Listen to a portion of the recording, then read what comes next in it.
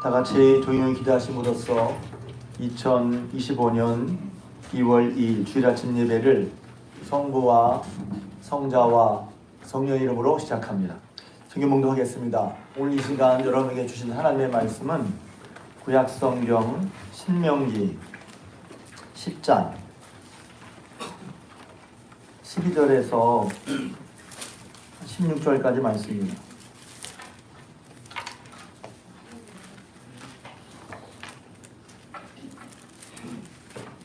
구약성경 신명기 10장 12절에서 16절까지 말씀. 저 같은 성경이라면 구약성경 278면이 되겠습니다. 할렐루야. 할렐루야. 오늘도 주임제에 나오신 여러분들에게 우리 하나님의 은혜와 사랑이 함께 하시길 주님의 이름으로 축복합니다. 옆 사람과 함께 인사할까요? 다시 새롭게 합시다. 한 번 더 인사하겠습니다. 저는 새롭게 합니다.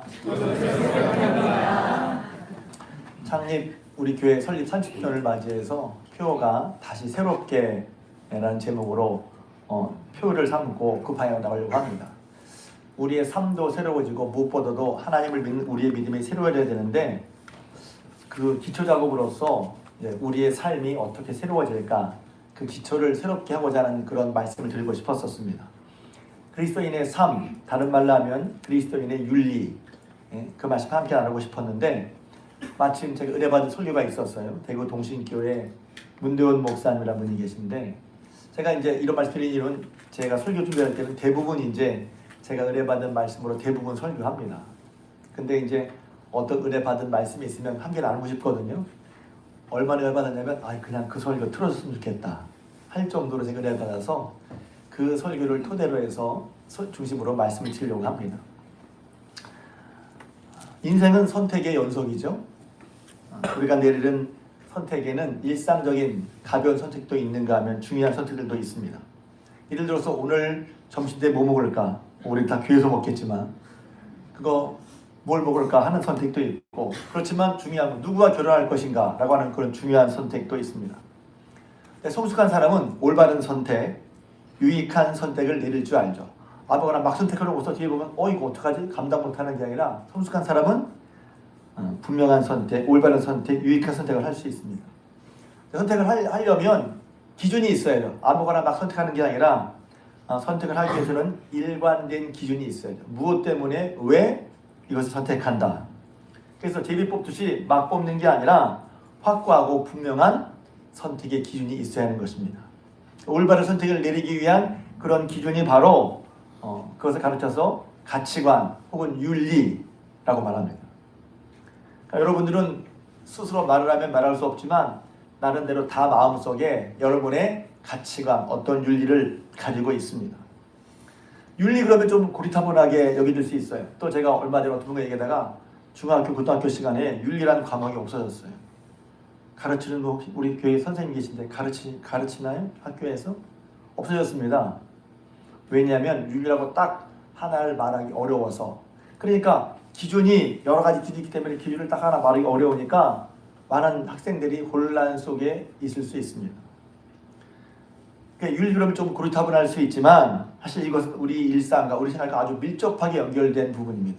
예를 들어서 이렇습니다. 요즘 젊은 사람들이 결혼하기 전에 동거하는 경우가 많이 있다고 합니다. 여러분 결혼 전에 동거를 해도 될까요? 안 될까요? 여기서 이제 논의하면 막 여러분 머릿속에서 될까 안 될까 막 머리가 막 이렇게 막 생각하는 게 느껴져요. 이것을 논하기 위해서는 기준이 필요하죠. 무슨 기준? 예를 들면 남녀 간의 사랑이 무엇인지, 결혼이 무엇인지, 결혼의 의미가 무엇인지 분명한 기준이 있어야 판단을 내릴 수 있는 거란 말입니다. 그러니까 무엇이 옳고 무엇이 그른지에 대한 올바른 기준이 있어야지 우리가 거기에 따라서 선택할 수 있는 거란 말이에요. 분명한 기준이 없으면 보통 어떻게 합니까? 다른 사람들이 하는 거 보고 따라한단 말이에요. 분명한 기준이 없으면 다른 사람이 하는 것을 보고 따라가는 경향이 있어요. 그런데 많은 사람들이 한다고 해서 그것이 꼭 옳거나 바른 것은 아니란 말이에요. 지난 주일 제가 설교했잖아요. 좁은 문으로 들어가라. 넓은 문으로, 많은 사람들이 넓은 문을 가지만 그 길이 생명길은 아니란 말입니다. 왜 그렇습니까? 타락한 인간은 즉각적인 어떤 쾌락을 위해서 잘못된 선택을 내리는 경우가 많기 때문에 그래요. 미국 보건부 산하의 질병관리예방센터에서 만 15세부터 45세 여성 약 11,000여 명을 대상으로 조사했습니다.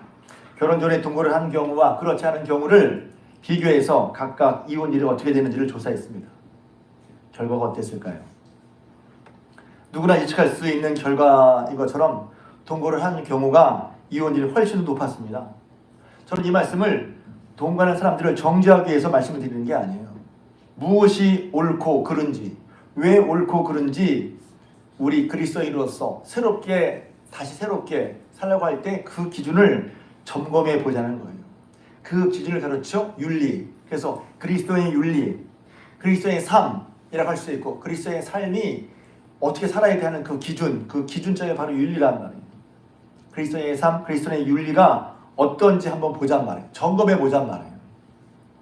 시대마다 윤리는 바뀌죠. 다를 수도 있습니다. 사람마다 또 윤리가 다를 수도 있습니다. 제가 이렇게 했지만 저도 그런 거 알아요. 요즘 같은 시대에 동거 저거 아유 저 꼰대 소리 들을 수도 있어요. 근데 여러분의 자녀가 만약에 여러분의 자녀가 동거한다고 하면, 여러분의 손자가 동거한다고 하면 여러분 어떻게 말하겠어요? 이럴 수 있죠. 그야 네 인생이니까 네 마음대로 해. 너 좋은 대로 해. 그렇게 말씀하시겠습니까? 아니면 사랑하는 자녀가 손주가 정말로 행복하게 사는 길로 인도해 주시겠습니까? 부모에게는 책임이 있죠. 무슨 길이 올바른 길인지, 어떻게 살아야 행복한 삶인지를 지도해 줄 책임이 있습니다. 근데 그 책임은 말로 하는 게 아니에요. 우리의 삶으로, 행동으로 보여주어야 한다는 것이죠. 우리가 행하지 않은 것은 바로 가르칠 수가 없어요. 안다고 가르치는 게 아니라 행해 가르치는 거란 말이에요. 예를 들면 제가 수영에 관한 완벽한 이론을, 지식을 알고 있다고 가정해 보겠습니다. 호흡은 어떻게 하고, 스트로크는 어떻게 하고, 킥, 발로 차는 건 어떻게 하고 하는 완벽한 이론을 제가 알고 있다고 쳐요. 그렇다고 해서 제가 수영 국가대표 코치가 될 수 있겠어요? 왜? 이론과 실제는 다르거든요. 그러니까 실제. 우리는 실제로 내가 할 수 있어야 된다는 말이에요. 윤리는, 그리스도의 삶은 실생활에서 벌어지는 그 상황을 다루어야 하고 다루고 있습니다. 실제 삶에서 어떻게 해야 할지, 올바른 선택과 유익한 선택을 어떻게 할 것인지를 말하고 있는 거예요. 그래서 윤리 문제는, 삶의 문제는 이론적이 아니라 실천적이란 말이에요. 실천적. 어떻게 실제로 사는가 하는 것입니다. 이 윤리를 이제 요새는 잘 윤리를 안 배우는데 대학교 가면 교양 과목 시간에 반드시 윤리나 철학을 배우게 되어 있어요.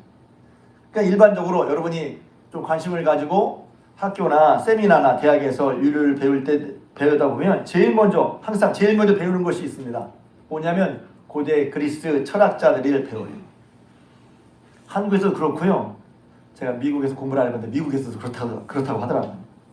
제가 아는 목사님의 자녀가 미국의 유명한 철학, 인문주의 학교를 했는데 그들이 배우는 게 매일 그리스의 철학자들 시작해요. 소크라테스, 플라톤, 아리스토텔레스 등등.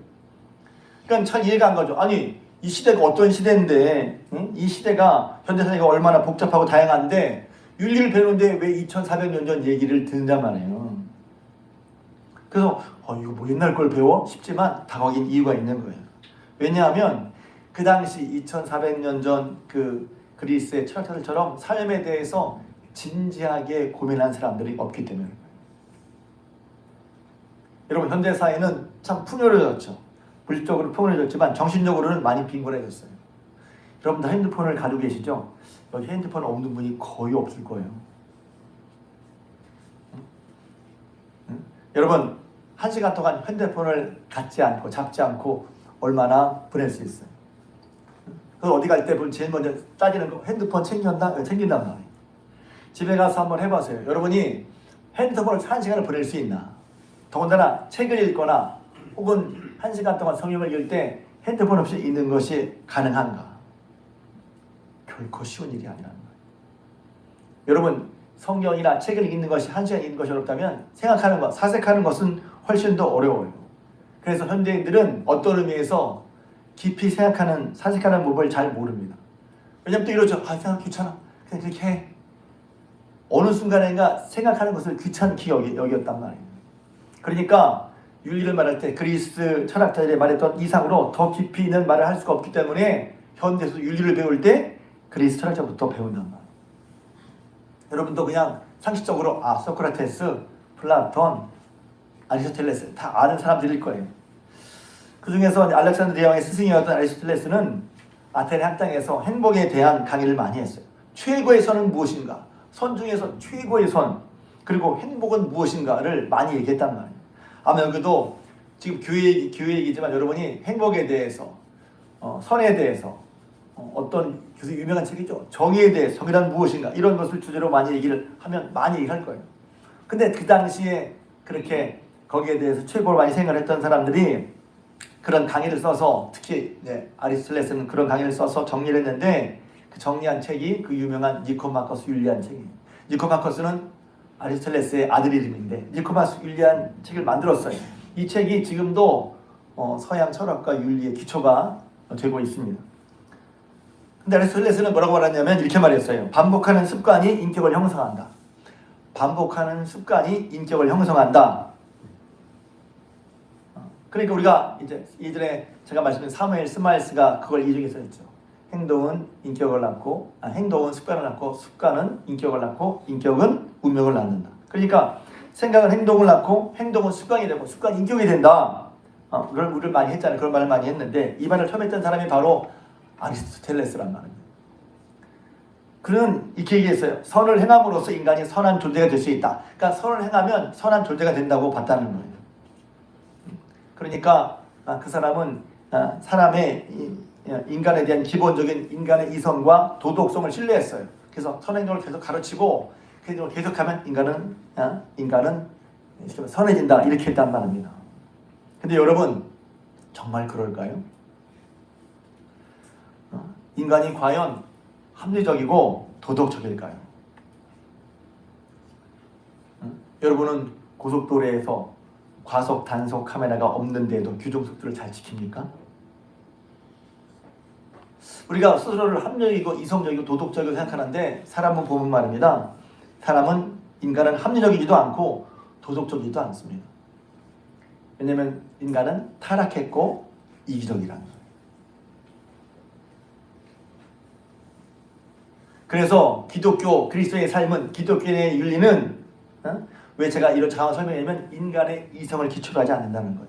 기독교의 삶 윤리는 바로 공의로우신 하나님의 말씀을 기초로 하고 있는 거예요. 우리가 기독교를 살며 살아갈 때 우리는 많은 혼란을 겪고 있어요. 세상은 이런데 이거 이 정도로 맞는데 맞아요. 다 틀리다는 게 아니야. 그러나 기본적으로 그리스도의 삶의 바른 기준은 뭐냐면 세상의 사람들이 말하는 성품 그런 것이 아니라 하나님의 말씀에 기초를 두는 것입니다. 그래서 하나님은 그분의 백성들에게 무엇이 올바르고 유익한 길인가 분명히 말씀해 주셨어요. 신명기 6장 3절에 보면 이스라엘아 듣고 삼가 그것을 행하라. 그리하면 내가 복을 받고 내 조상들의 하나님 여호와께서 내게 허락하신 것 같이 적과 꿀이 흐르는 땅에서 내가 크게 번성하리라. 가나안 땅에 들어가는 것은 그들에게 열려진 인생의 장이에요. 삶에는 인생이 아주 복잡하잖아요. 거기에 어떤 매 순간마다 선택할 것이 돌아오고 거기에는 올바른 선택, 유익한 선택하라고 하는 분명한 기준이 있어야 되는데 하나님은 앞으로 이스라엘 백성을 가나안 땅에 너희가 들어갈 텐데 너희 삶이 있을 텐데 그럴 때 분명한 우리에게 올바르고 유익하고 분명한 선택의 기준이 있다고 말하셨어요. 그 길로 행하면 하나님 말씀대로 행하면 내가 복을 받고 크게 번성할 것이라고 약속해 주셨단 말이죠. 여러분 우리가 그리스도인이라면 우리가 그리스도의 삶을 따질 때 요새 여러 가지 일반적인 강의도 많이 얘기하잖아요. 그러니까 우리가 자칫 사람의 이야기인가 아니면 하나님 말씀인가 그런데 여러분 고민이 있을 거예요. 말씀 들으시면서 그런 여러 가지 고민들이 정리되시기를 주님의 이름으로 축복합니다. 하나님 말씀이구나. 왜? 사람의 말도 유익하죠. 우리가 사람이니까 듣기 좋죠. 그런데 사람에게서 나온 것은 하나님의 입장은 뭐냐면 사람에게서 나온 것도 필요하지만 성경의 입장은 뭐냐면 인간은 합리적이지도 않고 도덕적이지도 않아.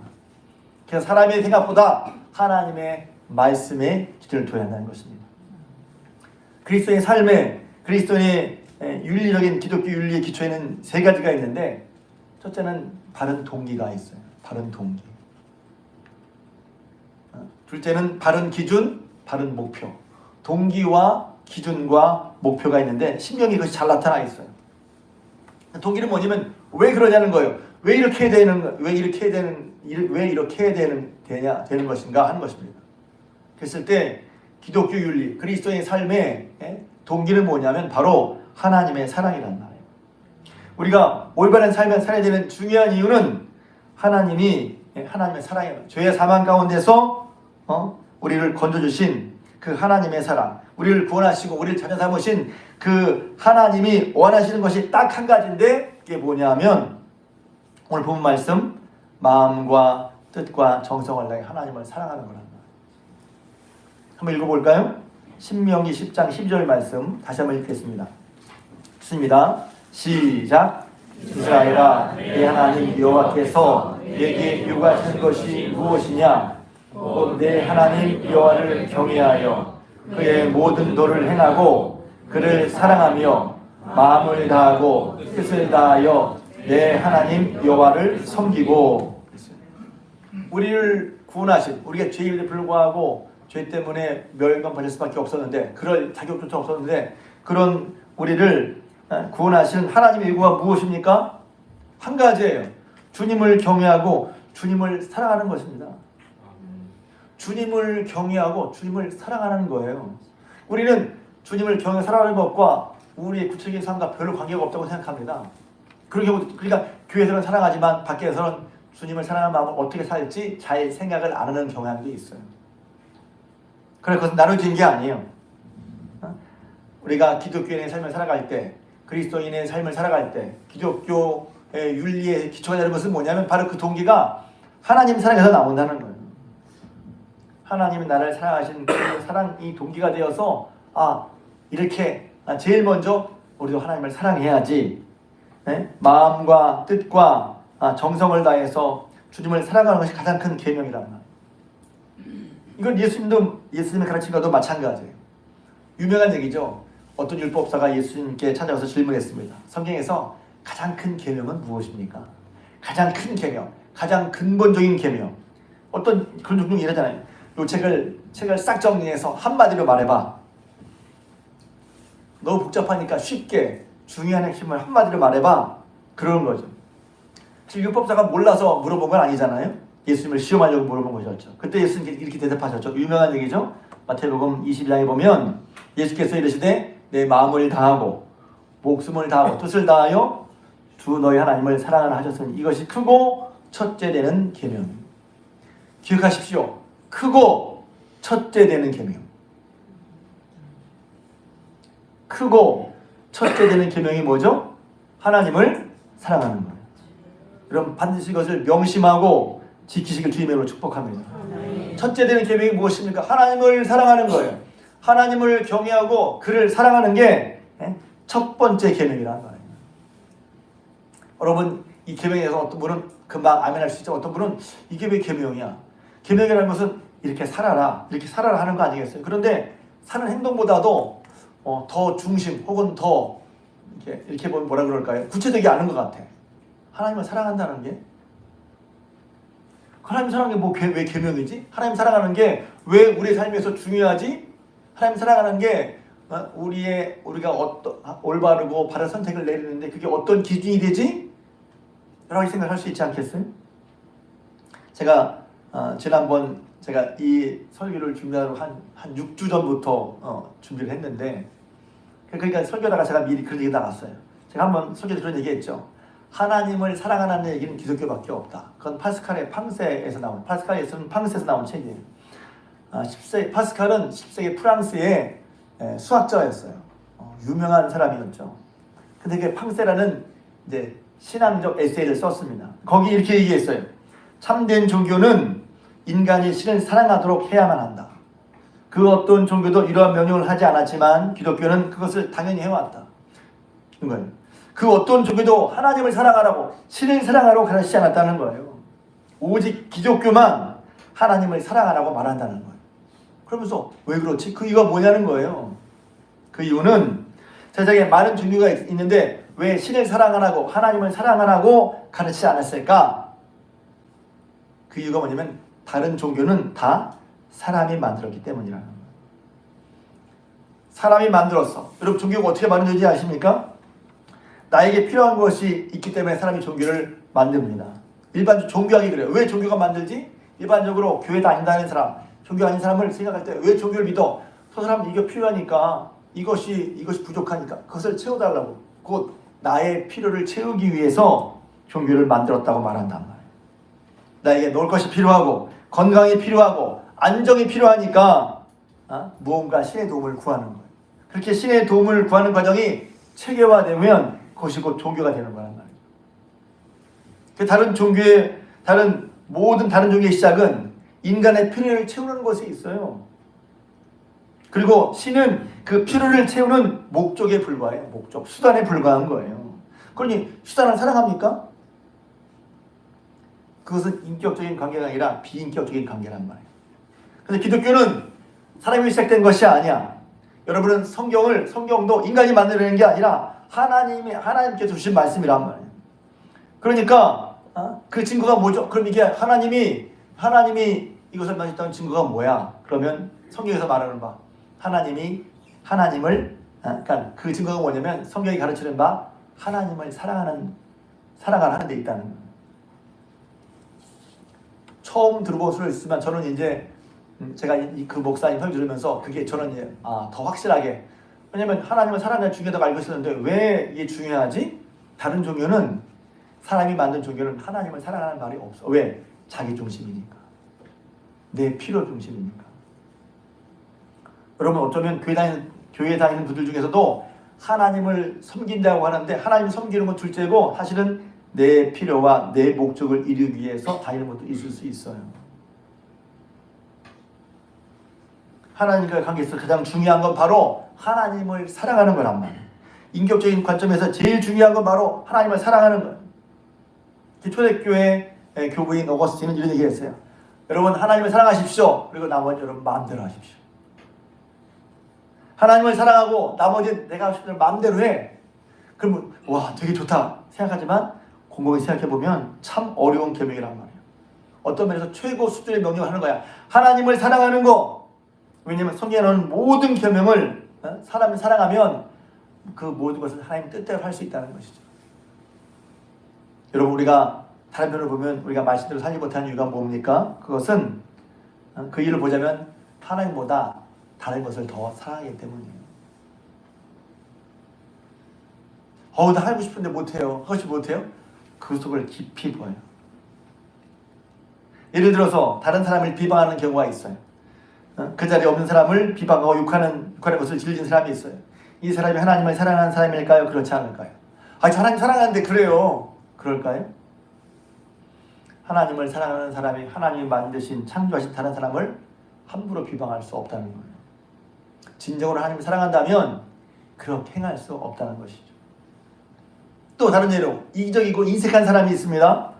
힘든 사람을 보아도 마음이 움직이지 않고 잘 도와주려고 하지 않아요. 성탄절 어려운 이웃을 돕자고 하고 또 힘든 아프리카 교회를 돕자고 해도 뭐로 이걸 해? 이렇게 하는 사람이 있을 수도 있단 말이에요. 하나님을 사랑하는 사람이 나만 알고 다른 사람에게 인색할 수 있을까요? 하나님을 사랑하는 사람이 어려운 사람을 지나갈 수 있을까요? 이렇게 하면 또 우리는 다 그럴 수 있죠. 뭐 그럴 수 있어요. 그럴 수 있죠. 근데 여기서 중요한 것은 하나님은 공의로우시기 때문에 우리에게 없는 것을 먼저 하라고 그러지 않습니다. 왜? 하나님 먼저 우리에게 엄청난 사랑을 베풀어 주셨어요. 죄인이지만, 적지만, 부족하지만, 모자르지만 그럼에도 불구하고 하나님은 저 여러분들을 사랑하셨어요. 먼저 사랑해 주셨어요. 사랑받을 가치가 없는. 왜? 이기적이잖아요. 교만하잖아요. 하겠다고 그러고 안 하잖아요. 내가 옳다고 막 상대방을 정죄하면서 나도 그렇게 못하잖아요. 그런데 그런 우리 냄새나는 우리를 보고 하나님이 그런 우리를 사랑하셔서 예수를 보내주셨고, 예수님은 그런 우리를 위해 십자가에 죽으시고 우리 모든 죄를 용서해 주셨어요. 할렐루야. 그 사랑을 받았으니 너희도 그 사랑을 받았으니 너희도 가서 그와 같이 사랑하라는 거예요. 신명기 10장에 보면 고와 과부를 위하여 정의를 행하시며 나그네를 사랑하며 그에게 떡과 옷을 주시나니 너희는 나그네를 사랑하라. 왜? 전에 너희도 애굽에서 나그네 되었기 때문이다. 과거에 너네가 나그네 되었지만 하나님께서 나그네 된 너희를 지켜주고 보호해주신 것처럼 그렇게 사랑을 받았으니 너희도 나그네 같은 어려운 사람들에게 그들을 사랑하는 거예요. 하나님께서 먼저 우리를 사랑하셨기 때문에 우리가 어떻게 해요? 우리도 다른 사람을, 그 사랑을 기억하고 다른 사람을 사랑하라고 말씀하시는 거죠. 그래서 그리스도인의 삶의 기초, 그리스도 삶의 동기, 기독교인으로서 윤리의 기준은 뭐냐면 하나님의 사랑이 동기가 되어서 올바른 삶, 또 윤리적인 삶을 살아야 한다는 거예요. 그 이유가 그 동기가 뭐냐? 하나님이 우리를 사랑하셨기 때문이라는 거예요. 그러니까 이것이 옳기 때문에가 아니에요. 겉으로 보면 제가 이런 소리도 했잖아요. 이것이 옳기 때문에 한다?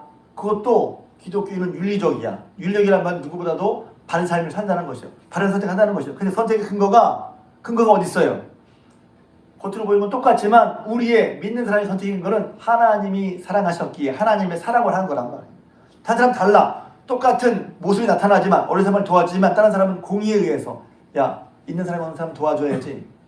그것도 기독교적으로 틀린 말은 아니지만 먼저 중요한 것은 우리의 행동의 동기는 하나님이 우리를 사랑하셔서라는 거예요. 하나님의 사랑이 동기가 되는 것과 일반적인 이성적인 생각은 이렇게 해야지 동기가 되는 건 다르다는 거예요. 성경에는 많은 계명들이 있죠. 10계명을 유대교 랍비들이 613개의 계명으로 이렇게 바뀌었어요. 그래서 이 계명을 잘 지키면 하나님 앞에서 의롭게 된다고 믿었죠. 그런데 사도 바울은 그 10개, 613개의 계명을 로마서 13장 10절에 보면 단 하나로 딱 압축했습니다. 이렇게 얘기했어요. 로마서 13장 10절에 보면 사랑은 이웃에게 악을 행하지 아니하나니 그러므로 사랑은 율법의 완성이니라. 사랑이 율법의 완성이야. 그러니까 우리가 기독교 시작할 때 어떤 분들은 이걸 행하냐 마냐 지켰냐 안 지켰냐 그걸 많이 따지거든요. 근데 그것도 물론 필요할 수 있어요. 그런데 더 중요한 것은 뭐냐면 계명 자체가 중요한 게 아니라 그 계명을 지키는 이유, 그 계명을 지키는 동기, 그게 더 중요하단 말이에요. 사랑을 잃어버리고 지켰어 안 지켰어만 따지면 이 사람이 이상해지는 거예요. 분명히 맞는 말 같은데 이상해. 사랑이 없이, 하나님을 향한 사랑이 없이 내가 이거 지켰어 안 지켰어 그것을 가지고 내 의를 삼고 삼으면 다른 사람을 비판하게 된단 말이에요. 분명히 맞는 것 같은데 틀려. 왜 틀렸죠? 하나님의 사랑을 잃어버렸어. 그래서 사랑이 율법의 완성이라고 하는 거예요. 계명을 지키는 동기는 계명도 중요해. 이렇게 지켰고도 중요해. 근데 그 계명을 지키는 동기가 더 중요한데 그것은 바로 하나님을 향한 사랑이라는 거예요. 다시 새롭게 하기 위해서 뭘 해야 될까? 저 여러분들이 이거 생각할 때 이렇게 하는 게 맞아, 옳아. 그 동기가 내가 의롭게 되고 내가 맞아, 내가 옳기를 보기 위해서 행하는 것이 아니라 하나님의 사랑으로 말미암아 하나님의 놀라운 사랑을 받아들여서 마음과 뜻을 다해서 하나님을 사랑하는 마음으로 살아가신 여러분 되시길 주님의 이름으로 부탁을 드립니다. 기준은 두 번째, 그 기준은 바로 하나님의 말씀이죠. 이것도 이제 많은 사람들이 제가 얘기하고 싶었는데 제가 왜 그 목사님의 설교를 이렇게 하냐면 내가 말하고 싶었던 걸 그 목사님이 했거든. 기준은 뭐예요? 그러면 그런 올바른 성의 기준이 뭐지? 그럼 바로 하나님의 말씀이란 말이에요. 우리에게는 영원히 변하지 않는 기준이 있어요. 무엇이 옳고 무엇이 그른지 판단하는 기준이 있어야 되는 그것이 바로 하나님의 말씀이란 말이에요. 어떤 분이 이렇게 생각해요. 아유, 성경 말씀이지만 그거 옛날 얘기 아니에요? 그러니까 말씀을 기준으로 삼지 않아요. 머릿속엔 배우기는 하나님의 말씀이 기준이라고 하지만 정말 이 말씀이 기준인가? 라고 생각하지 않는단 말이에요. 무엇이 그렇게 되어야 될까요? 우리 삶의, 기독교인의 삶의, 기독교인 윤리의 삶의 분명한 기준, 변천 하나님의 말씀을 다시 확인하시길 주님의 이름으로 축복합니다. 시편 119편 160절에 보면 주의 말씀의 강력은 진리오니 주의 의로운 규례들은 영원합니다. 주의 규례들은 영원하다는 거예요. 주의 말씀은 진리이고 주의 계명은 영원하니, 이것은 시대와 상관없이, 지역과 상관없이 하나님의 말씀은 언제나 진리라는 뜻입니다. 할렐루야. 사람이 정한 규범이나 율법, 관습은 변하잖아요. 법 자체도 변해요. 과거엔 유효했지만 지금은 유효하지 않는 그런 법들이 많아요. 법도 바뀌잖아요. 계속해서. 예를 들면 조선시대에는 여러분 잘 아시는 것처럼 처첩제가 있었어요. 아내 외에도 여러 명의 여자들을 합법적으로 둘 수가 있었어요. 지금 생각하면 말도 안 되는 일이지만 당시에는 누구도 이런 법에 이의를 제기하지 않았어요. 여러분 불과 100년도 안 된 얘기예요. 오늘 모습이 우리가 살았던 대로 이렇게 살았던 것처럼 생각하지만 그렇지 않습니다. 불과 100년 전 얘기란 말이에요. 그런데 그렇게 그 당시에는 법으로 정해졌고 당연하다고 여겨졌던 그 처첩제가 어떻게 없어졌을까요? 누가 없앴을까요? 이것이 잘못된 관습이라고 누가 말했을까요? 그것은 우리나라에 오셨던 선교사님들이 그랬어요. 1896년 북감리회 선교회, 1897년 북장로회 선교회는 처첩제를 금지했습니다. 아내 외에 처벌받은 사람은 교회에서 세례받을 수가 없었어요. 교회의 정식 멤버, 교인이 되기 위해서는 딱 한 명의 아내만을 가져야 했단 말이에요. 이런 표현을 누가 좋아했을까요? 남편이 좋아했을까요? 아니면 아내들이 좋아했을까요? 당연히 아내들이 좋아했죠. 우리나라에 복음이 들어온 다음에 비로소 수백 년 동안 흘러왔던 잘못된 관습이 고쳐졌단 말입니다. 왜? 하나님의 말씀은 시대와 상관없이, 지역과 상관없이 영원한 진리이기 때문에 그렇습니다. 우리 그리스도인에게 분명한 기준이 있어요. 영원히 변치 않는 옳고 그름의 기준이 있단 말이에요. 그것이 흐트러질 때 우리의 신앙에 문제가 생기는 거예요. 자녀를 키울 때도 중요한 게 일관된 기준이죠. 자녀를 키울 때도 일관된 기준이 있어야 애들이 혼란스럽지 않은 거예요. 기분에 따라서 어느 때는 됐다가 안 됐다가, 어느 때는 안 됐다고 했다가 됐다가, 그럼 애들이 혼란스러워합니다. 눈치를 봅니다. 언제는 된다고 했다가 언제는 안 된다고 했다가. 일관된 원칙이 있을 때 아이들도 그것을 이해하는, 처음엔 어렵지만 일관되게 얘기했을 때 아이들이 알아듣고 한단 말이에요. 이 행동을 해도 되는지 안 되는지 아이들이 이해한다니까요. 이건 안 되는구나. 처음에는 그렇지. 우리가 하나님의 말씀 살면서 말씀대로 아이들 가르치는 걸 때로는 부담스러워해. 그렇습니까? 여러분 지키는데 여러분 아이들은 왜 말을 못하죠? 나는 지키는데 왜 아이들에게 말을 못하죠? 다른가요? 나는 이것이 맞는데 그에게는 틀린가요? 일관된 원칙, 그것을 가지고 하나님의 자녀들을 양육해야 할 줄로 믿습니다. 우리에게 일관된 원칙이 무엇입니까? 하나님의 말씀이 일관된 원칙인 줄로 믿습니다.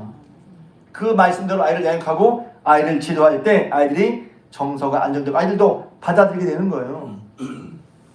하나님께서 우리에게 말씀 주신 이유는 무엇입니까? 우리를 괴롭게 하기 위해서 이 말씀을 제가 설교했었죠. 하나님 우리에게 말씀을 주신 이유, 율법을 주신 이유, 계명을 주신 이유, 기준을 주신 이유가 무엇입니까? 바로 저 여러분들의 행복을 위해서죠. 10장 13절 본문 읽어보겠습니다. 10장 13절 읽겠습니다. 시작. 내가 너희의 행복을 위하여 네게 명하는 여호와의 명령과 규례를 지킬 것이 아니냐. 네가 오늘 내 행복을 위하여. 여러분 이것도 잘 안 와닿나요? 여러분 그 신명기 앞에 읽어보면 하나님께서 우리를 얼마나 위하시는지. 왜냐하면 400년간 애굽에서 종살이던 이스라엘을 건져주셨단 말이에요. 그 누구도 그 무엇도 할 수 없던 것을 하나님이 아브라함의 약속만 기억하고 그들을 건져내 주셨어요. 그들에게 새로운 인생의 삶을 주셨단 말이에요. 그들 살아가시는 거고 긍휼의 답을 베푸신 거예요. 그 하나님이 다시 그 일을 기억하시면서 다시 말씀하시는 거예요. 율례와 규례를 지켜라. 왜? 너희를 억압하려고? 힘들게 하려고? 귀찮게 하려고? 얼굴 매려고? 아니에요.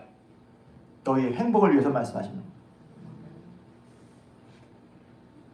지난 시간에 제가 아이들 좁은 문으로 들어가라고 설교를 하면서 미국 신학자 켈빈 멜러 얘기를 했죠. 자신의 리듬보다 더 우월한 리듬에 순종하는 걸 배워. 그게 무슨 소리야? 억압하는 거 같죠? 그게 아니라는 거예요. 그래서 제가 야구 선수 못하는 얘기도 했잖아요. 하고 싶은 대로, 먹고 싶은 대로, 자고 싶은 대로 하는 게 그게 자유를 주는 게 아니란 말이에요. 먹고 싶은 대로 먹고 자고 싶은 대로 자고 하고 싶다 하는 것이 그게 좋은 것 같지만 그것이 결코 자기에게 유익하지 않다고 얘기했어요. 내 어떤 기본 리듬보다 더 높은 리듬에 순종하는 거, 더 높은 리듬을 따라가는 거. 여러분, 내 리듬이 아니라 내가 하고 싶은 대로, 내 욕구대로, 내 욕망대로 하는 것이 아니라 더 높은 리듬에, 더 높은 하나님의 말씀에 따라 행하는 여러분 되시길 주님의 이름으로 축복합니다. 그럴 때 규칙적으로 먹고, 일반적으로 규칙적으로 먹고, 규칙적으로 자고, 규칙적으로 운동할 때 건강한 것처럼 여러분 신앙생활도 주일에 예배를 드리고, 예배 시간에 예배 드리고, 기도 시간에 기도를 드리고, 섬기고 봉사할 시간에 섬기고 봉사하는 것이 여러분은 신앙의 복된 모습을 비추길 주님으로 축복합니다. 하나님께서는 분명하게 기준을 주셨어요. 그 기준은 우리의 행복과 유익을 위해서란 말이에요. 육체의 욕망을 따라 내 편한 대로 가는 것이 결코 내게 유익하지 않다는 것을 분명히 알아야 합니다. 그래서 그리스도의 삶의 중요한 것은 바로 분명한 기준이 있다는 것입니다. 우리 행복을 위해 주신 분명한 기준을 따라 살면서 하나님의 말씀에 따라 살면서 놀라운 변화와 성장을 경험하시기를 주님의 이름으로 축복합니다. 마지막 한 가지는 마지막으로 그리스도의 삶의 목표입니다. 목표. 그럼 왜 이렇게 사는 거야 도대체? 뭘 때 사는 거야? 그것은 성경적으로 말할 때 그리스도를 닮아가기 위함인 것입니다. 여러분 신앙생활 목표가 제가 목사지만 예전에 나도 모르게 목표가 뭐지? 큰 교회에 이뤄서 삶이 많이 받는 거. 나도 모르게 그런 게 있었어. 나도 모르게. 자기는 몰라. 나는 제가 이런 말로 되게 부끄럽잖아요. 근데 그것만 사는 건 아니야. 근데 마음속에 자리했던 게 뭐지? 큰 교회에서 사람이 많이 받는 거. 여러분의 기독교 예수 믿는 교회 다니는 목표는 뭐예요 도대체? 마지막까지 잘 사는 거예요? 성공하는 거예요? 뭐예요 도대체? 새롭게 다시 시작하기 위해서 한번 살펴보겠단 말이에요. 이게 맞는 건가? 내가 예수 믿고, 그러니까 믿으면 예수 믿고 그거 하나님 자녀야. 분명히 그건 맞아. 내가 그리스도이냐? 분명히 그건 맞아. 그건 의심할 수 없어. 아니 혹시 여러분 중에 여러분 뭐라고 그러는 게 아니라 아직 예수 그리스도를 여러분의 구주로 예수님을 내 인생에 받아들이지 않은 분도 있을 수 있어요. 교회 나오지만 그건 다른 얘기거든요. 교회 나와서 예배드리지만 예수님을 나의 하나님으로 예수님을 하나님 믿다는 게 얼마나 놀라운 얘기인지 아십니까? 하나님 계시고 그분을 나의 하나님으로 믿는다는 건 정말 굉장한 사건인 거예요. 놀라운 일인 거예요. 그 사람의 삶은 달라질 수밖에 없어요. 그래서 제가 우리 청년을 보면서 청년 잘 돼야 될 텐데 그럴 때 제가 말하는 건 하나님 만나야 돼. 이렇게 말하는 거예요. 제가 하나님 만나야 돼.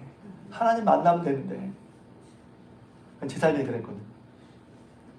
그 하나님 만난 삶의 모습 가운데 뭐냐면 하나님의 말씀 따라 하는데 그 말씀 따라 살려고 하는데 나도 모르게 세상의 생각이 내 생각이 막 들어와서 하나님 말씀과 다른 나만의 어떤 그 무엇이 있단 말이에요. 예수 믿는 건 그것을 버리고 말씀 따라 사는 거란 말이에요. 근데 말씀 따라 사는 것 없이 내 것을 딱 가지고 있어. 이게 안 움직여. 이것을 바꾸는 게 새로운 삶을 사는 거란 말이에요. 기독교인의 삶의 기독교인의 목표는 하나님 형상을 이뤄가는, 다시 말해서 그리스도의 모습을 닮아가는 거예요. 이것을 어려운 말로 성화라고 하죠. 우리 오늘 본문 읽은 말씀 16절에 보면 읽겠습니다. 16절, 10장 16절 시작. 그러므로 너희는 마음에 할례를 행하고 다시는 목을 굳게 하지 말라. 그래요. 할례를 행하고, 그러니까 하나님께서 이렇게 살라 말씀하시면서 마음에 할례를 하라고 한단 말이에요. 성경에서 할례는 하나님과의 언약의 표시죠. 하나님의 택한 백성인 것을 알리는 표시입니다. 아브라함에게 할례를 행하시고 이것이 너와 나 사이에, 너와 너희 자손 사이에 약속이라고 얘기했잖아요. 그러니까 할례는 육체에 가는 것이죠. 남자애가 태어나면 난지 8일 만에 남성의 포피를 베는 것이 할례였단 말이에요. 근데 본문에서는 그 할례를 마음에 행하라고 해요. 마음에. 할례를 마음에, 원래 할례는 몸에 행하는 건데 마음에 행하라고 한단 말이에요. 마음에 할례를 행하는 게 뭘까? 예레미야서 4장 4절에 보면 이런 말씀이 있습니다. 유다인과 예루살렘 주민들아, 너희는 스스로 할례를 행하여 너희 마음 가죽을 베고 나 여호와께 속하라. 그리하지 아니하면 너희 악행으로 말미암아 너희 분노가 불같이 일어나 사려니 그것을 끌 자가 없으리라. 내 마음에 할 일을 행한다는 것은 마음의 가죽을 베는 거예요. 마음의 가죽이 뭐예요? 마음의 굳어진 부분들을 잘라내라는 거예요. 다시 말하면 우리 마음에 완고하고 굳어져서 하나님의 말씀을 순종하는데 방해가 되는 거, 그거 있으면 잘라버려야 한다는 거예요. 여러분 마음 혹시 굳어진 거 없습니까? 새롭게 해보자고 했는데, 다시 새롭게 했는데 혹시 그게 여러분에게 아무런 감동으로 동기나 아무 생각이 없는 분이 있을 수 있거든요. 마음이 무감각해지고 무뎌져서 아무런 반응이 없을 때가 있습니까? 말씀을 들어도 반응이 없고 찬양을 불러도 감흥이 없는 그런 거 말입니다.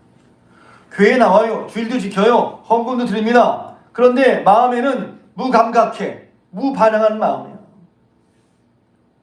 신앙을 하다 보면 그럴 때가 있죠. 신앙을 오래 했어. 10년, 20년, 30년, 40년, 50년 했어.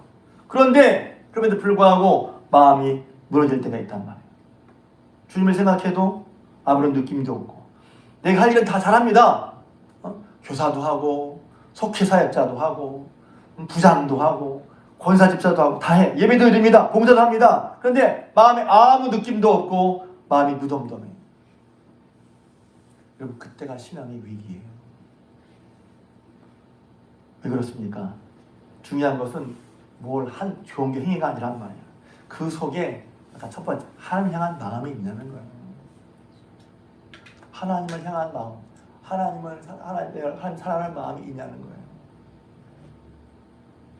그런 마음이 무뎌지고 무감각해졌다면 그 부분을 배워내서 시험해야 되는 말씀입니다. 우리 교회는 그런 분이 안 계시겠지만 뭐 우리 다 뻔히 아니까 다른 교회 보면 교사들이 혹은 이제 다른 예배 바쁜 분들이 아동부 예배 드리고 어른 예배를 안 드리는 그런 분들이 있어요. 다른 부서로 교사로 봉사하다 보니까 정작 주일 예배를 빠지는 거야. 봉사하는 것이 너무 바쁘다 보니까 자기 예배를 빠집니다. 그럼 생각하기를 난 주일 예배 드렸으니까, 주일 학교 예배 드렸으니까 뭐 괜찮겠지. 근데 그렇지 않습니다, 여러분. 제가 다른 때 또 말씀드리겠어요. 예배를 위한 어떤 목사님이 삼위일체와 예배에 대한 하다가 제가 괜히 의뢰받은 게 있어요. 미국의 어떤 목사님이. 그 다음에 하고 너무 시간이 있어요. 그러니까 자기 예배를 드려야 되는데 자기 예배는 안 드리고 아동부에 드렸으니까, 중고등부에 드렸으니까. 교사들은 주일 예배를 드려야 되고 아동부 예배나 중고등부 예배를 드렸다고 그것으로 예배를 드렸다고 생각하면 안 된단 말이에요. 내가 은혜받는 예배를 드려야 된다는 거예요. 주일 예배를 통해서 내가 먼저 은혜를 받고 내가 먼저 하나님을 만나야 되고 그 받은 은혜로 가서 다른 사람을 섬겨야 된단 말입니다. 이렇게 말하면 또 어떤 분은 지난주에 받았어요. 작년에 받았어요. 예전에 다 받았어요. 그래요. 예전에 받은 은혜는 예전에 족한 거예요. 여러분 어제 먹은 밥 때문에 오늘 배부릅니까? 그렇지 않거든요. 지금 목사님 저도 느끼는 거예요. 예전에 받은 은혜로 제가 안 먹었다는 은혜 충만했으면 좋겠어요. 근데 안 그래요. 못 그래요. 그래서 은혜 받기 위해서 길을 쓰고 기도하고 성경 읽고 하나님을 사모합니다. 설교도 마찬가지예요. 늘 뜨거운 마음으로 설교하면 얼마나 좋겠어요. 근데 어느 때는 정말 오늘 설교를 피했으면 좋겠다. 그러니까 설교를 해야 되고, 그럼 여러분들 불쌍하잖아요. 뜨거워서 불을 토하면서 설교해도 변할까 말까 한데 오늘 설교 안 했으면 좋겠다. 시간만 더 소요한다면 여러분 어떻게 했어요? 그런 마음 하나만 설 수 있겠어요? 그러니까 설교자는 기도하지 않을 수가 없어요. 하나님 오늘 제가 이런 마음인데 오늘도 말씀 들은 성도들이 있습니다. 저는 부족하지만 하나님, 기도 순서 맡은 분도 그럴 거예요. 내가 기도할 마음이 아니에요 오늘. 그렇죠. 어떻게 해요? 내가 오늘 봉사할 마음이 아니에요. 그렇죠. 하나님 앞에 나와서 자비와 은혜를 구해야죠. 하나님 도와주십시오. 제 마음이 이렇습니다. 부족합니다. 용서해 주시고 성령으로, 말씀으로, 능력으로 채워주셔서 오늘 사만남 주의 구석들이 은혜 받고 돌아갈 수 있도록 제가 이렇게 말씀하도록 도와주십시오. 오늘 은혜는 오늘 필요한 거예요. 왜 안 돼? 작년에, 지난주에 큰 은혜 받았는데 왜 오늘 그게 안 되냔 말이에요. 안 되잖아요. 오늘 은혜를 받아야지. 지금 은혜를 받아야지. 무엇보다도 하나님 말씀 앞에 매일 매주 받는 은혜가 있으시길 주님의 이름으로 축복합니다. 무엇보다 우리의 마음의 가죽을 벗고 우리의 마음이 새로워지길 주님의 이름으로 축복합니다. 마음의 하나님을 받아서 굳어진 마음들을 잘라내시길 주님의 이름으로 축복합니다. 부드러운 마음, 유순한 마음이 있어야 말씀이 잘 받아지고 받아진 말씀으로 말하면 우리가 변화와 생명의 역사가 있는 거예요. 그래서 그 과정을 따라 결국은 우리가 주의 모습을 닮아가는 것입니다. 기억하십시오. 뭘 잘 지키고 행한다고 했는데 그 모습 속에서 주님을 닮은 모습이 없다? 잘 생각해 봐야 되는 거예요. 기독교 그리스도의 삶의 목표는 단순히 무엇을 잘 지켰다, 잘 개방을 잘했다 그런 것이 아니에요. 그걸 통해서 결국 우리는 누굴 닮아가야 되죠? 예수 그리스도를 닮아야 할 줄로 믿습니다. 에베소 4장 13절 말씀, 우리가 다 하나님의 아들을 믿는 것과 아는 일에 하나가 되어 온전한 사람을 이루어 그리스도의 장성의 분량에까지 이르리니, 장성의 분량이 충분한 데까지 이르리니 그랬어요. 이거 제가 설교한 얘기잖아요. 우리가 어디까지 그리스도를 믿는 것과 아는 일에 하나가 되어서 그리스도 장성의 분량이 충분한 데까지 이루도록 가는 게 우리 삶의 목표가 되어야 할 줄로 믿습니다. 이를 위해서는 우리 마음의 한의를 받아야 돼. 굳어진 부분을 제해야 됩니다. 우리의 정체성과 그리스도인으로서 말할 때 어울리지 않는 부분을 잘라내야 돼요. 하지 말아야 됩니다. 그런 행동을. 그런 삶을 바꿔야 됩니다. 왜? 우리가 빛의 자녀로 부르심을 받았기 때문입니다. 여러분, 예배가 왜 중요하냐면 우리가 부족한 모습으로 오잖아요. 부족한 모습은 지가 싹 죽어서 하나님의 자녀라 말하기도 그렇고 예배에 오기도 싫어. 그래도 여러분 예배 오신 분 대단한 분들이야. 매일 또 어떡합니까? 다시 하나님이 그런 죄인을 불러 의인을 부르는 것이 아니라 죄인을 부르는 것이 하나님의 사랑을 다시 한번 서는 거야. 다시 빛을 쬐는 거야. 하나님 사랑의 빛을. 은혜의 빛을 다시 쬐는 거야. 거기서부터 어떤 일이 벌어집니까? 다시 하나님 말씀에 너는 비록 죄를 졌지만 너는 내 아들이야. 나의 자녀야. 내가 너를 사랑해. 우리의 정체성이 회복되는 거예요. 탕자가 집을 나간 탕자가 아버지 돌아왔을 때 아버지가 너 나가! 그랬어요?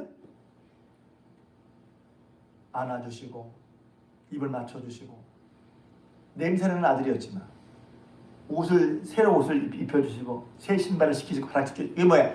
아들의 정체성을 회복시켜주는 거란 말이죠. 회복은 어디에서 일어나요? 하나님 앞에서 일어난단 말이야. 예배 드릴 때 회복이 일어나는 거예요. 하나님 만날 때. 그러니까 우리 회복, 우리 새롭게 하기 위해서 하나님과 만나는 예배를 떠나서 다른 것을 무엇을 해서 내가 새롭게 되려고 하는 것 자체가 안 맞는 거란 말이죠. 무엇보다도 예배, 하나님을 만나는 일에 나를 세울 때, 하나님 앞에 만날 때 우리가 거기서 새로워지는 거란 말이죠. 여러분, 우리가 새로워지기 위해서, 다시 새롭게 하기 위해서 무엇이 필요한가요? 그리스도인의 삶, 그리스도의 윤리, 내 삶의, 그리스도의 삶의 바른 동기, 바른 기준, 또 바른 목표가 중요합니다. 바른 동기는 마음과 뜻을 다해서 하나님을 사랑하는 것. 바른 기준은 영원히 변화된 하나님의 말씀을 품는 것입니다. 바른 목표는 우리가 예수님을 닮아가는 거예요. 변하지 않는 그 기준, 그 말씀 주신 하나님께 감사하면서 그 말씀대로 살아가시면서 진정한 변화 행복을 누리신 여러분 되시길 주님의 이름으로 축복합니다.